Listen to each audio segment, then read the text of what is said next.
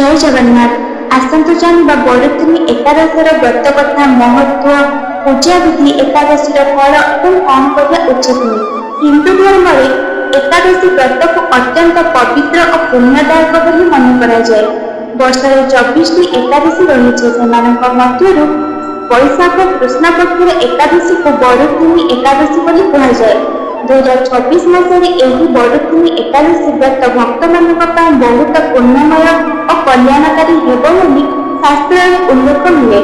बरुथिनी शब्दर अर्थ होची रक्षा करुवा।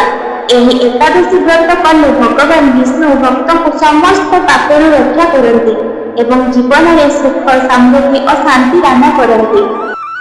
एबे आसतु जानिबा एकादशीर महत्व। पुराण शास्त्र मानकर कहुଯାଇଛି बरुथिनी एकादशी व्रत करिवार फल हेउछि हजार गोदान, सुनादान, भूमिदान और अनेक यज्ञ परिवार समान। एही दिन उपवास कले भगवान विष्णु नाम स्मरण कले जीवन में दुख, कष्ट, अशांति और अशुभ प्रभाव दूर हुए। यह सहित मन शांत हुए और आत्मिक शक्ति वृद्धि पाए। एबे आसतु जानिबा एकादशी व्रतर कथा। पुराण कथा अनुसार प्राचीन काल मंदाता नामक जड़े प्रसिद्ध धर्मपरायण राजा थे। से बहुत दानशील और प्रजावत्सल थे। से प्रजा मान पुत्र परी भल पाउथिले और सदा धर्म अटुट थे। राज्य समस्ते सुखरे बसुथिले और कौन अभाव नथिला। एक दिन राजा मंदाता जंगल को तपस्या करने गले। सेठारे से गभीर ध्यान बसी भगवान विष्णु चिंतन करुथिले। किछि समय पर जने भयंकर वन्यप्राणी तांको ऊपर आक्रमण कला। भगवान विष्णु राजा को कहिले, हे राजन, तुमे बरुथिनी एकादशी व्रत कर। एही व्रतर प्रभाव तुम समस्त दुख दूर हेब और तुमे पुनर्बार सुस्थ हेब। राजा मंदाता भगवान आज्ञा अनुसार वैशाख कृष्ण एकादशी दिन व्रत कले। से उपवास करी भगवान विष्णु को पूजा कले और समस्त राति जागरण कर नाम स्मरण कले। परवर्ती दिन द्वादशी व्रत पारण कले। एही व्रतर पुण्य राजा शरीर सुस्थ होगला और से पुनर्बार पूर्वत शक्तिशाली हेले। एही कथार प्रमाण नुहे जे बरुथिनी एकादशी व्रत भक्त को समस्त विपद रक्षा करे।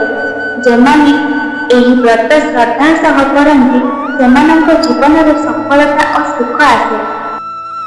एबे जानिबा व्रतर पूजा विधि। बरुथिनी एकादशी दिन सकाଳେ शीघ्र उठी स्नान करी पवित्र वस्त्र पिंधा उचित। घरर पूजा घर को सफा करी भगवान विष्णु मूर्ति किंबा छवि स्थापन करंतु। तापर तुलसी पत्र, फूल, धूप, दीप और प्रसाद दे पूजा करंतु। ओम नमो भगवते वासुदेवाय मंत्र जप करने उचित। एही दिन अन्न ग्रहण न करी फलाहार कराए। रात्रि रे भजन कीर्तन करी जागरण करने को शास्त्र कहुଯାଇଛି। परवर्ती दिन द्वादशी रे गरीबों को दान करी व्रत पालन करंतु।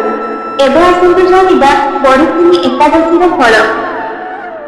एही व्रत कले समस्त पापर मुक्ति मिले, जीवन में सुख और समृद्धि आसे, रोग और दुख दूर हुए, भगवान विष्णु को कृपा लाभ हुए, परलोक में स्वर्ग लाभ हुए, आत्मिक शक्ति वृद्धि हुए। एबे आसतु जानिबा कौन करबा उचित नुहे। एही दिन मिथ्या कहवा, क्रोध करवा, अन्य को कष्ट देवा और खराब काम करवा उचित नुहे। एही दिन शुभ चिंता करी भगवान को नाम स्मरण करवा उचित। बरुथिनी एकादशी व्रत अत्यंत पवित्र और कल्याणकारी। जेमाने एही व्रत भक्ति सह करती सेमाने समस्त दुखरू मुक्ति पाई जीवन में शांति और सुख लाभ करती। भगवान विष्णु को कृपारे भक्तों जीवन सफल हुए। जय श्री कृष्ण। बरुथिनी एकादशी पर आपण समस्त शुभेच्छा। जय जगन्नाथ।